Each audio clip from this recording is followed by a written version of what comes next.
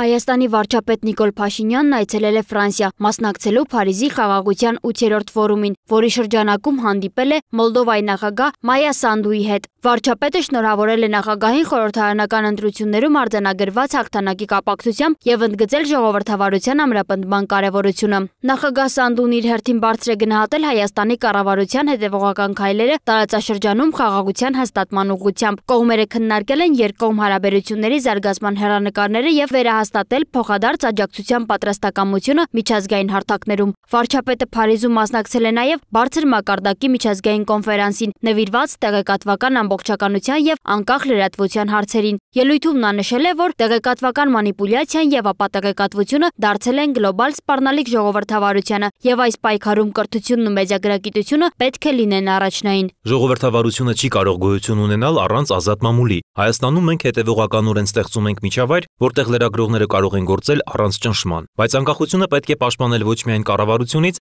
այլև արտաքին ազդեցություններից։ Մեր նպատակն է կառուցել տեղեկատվական անվտանգ, ճշգրտության վրա հիմնված հասարակություն։ Վարչապետը հիշեցրել է, որ 2018 թվականի Թավշյա հեղափոխությունից հետո Հայաստանը մամուլի ազատության համաշխարհային ցուցակում բարձրացել է 80-րդ տեղից մինչև 34-րդ, շարունակելով ամրապնդել ազատ խոսքի արժեքները։ Այնուհետև Փաշինյանը հանդիպել է Բելգիայի ներկայացուցիչների պալատի նախագահ Պետեր դը Ռուվերի հետ։ Քննարկվել են միջխորհրդարանական գործակցության եւ ԵՄ Հայաստան գործընկերության խորացման հնարավորությունները։ Դը Ռուվերը նշել է, որ Բելգիան բարձր է գնահատում Հայաստանի ժողովրդավարական ուղին եւ աջակցում է խաղաղության գործընթացին։ Նիկոլ Փաշինյանը հանդիպում է ունեցել նաև Ֆրանսիայի նախագահ Էմանուել Մակրոնի հետ, որի ժամանակ քննարկվել են Հայաստան-Ֆրանսիա ռազմավարական հարաբերությունների օրակարգային հարցերը։ Կողմերը շեշտել են տնտեսական եւ ենթակառուցվածքային գործակցության խորացման անհրաժեշտությունը։ Մակրոնը վերահաստատել է Ֆրանսիայի աջակցությունը Հայաստանի ինքնիշխանությանը եւ տարածաշրջանային խաղաղությանը։ Մտքեր են փոխանակվել նաև TRIP նախագծի եւ տարածաշրջանում հաղորդակցության ուղիների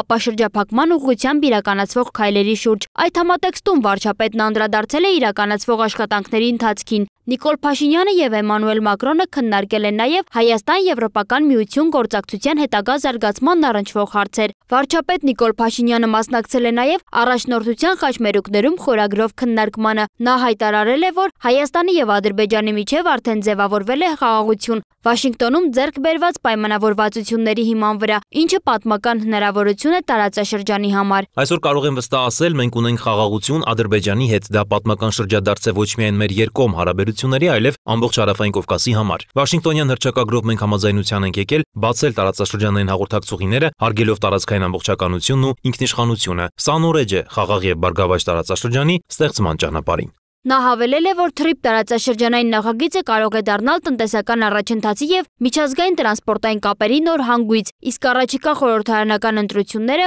խաղաղության օրակարգի ամրապնդման հնարավորություն։ Փաշինյանը հանդիպել է նաև մարդու իրավունքների հարցերով ԵՄ հատուկ ներկայացուցիչ Կայսա Օլոնգրենի հետ։ Կողմերը քննարկել են մարդու իրավունքների պաշտպանության ժողովրդավարական ինստիտուտների ամրապնդման եւ օրենքի գերակայության ապահովման հարցեր։ Սոնա Գիշյան, Free News, Ազատ լուրեր։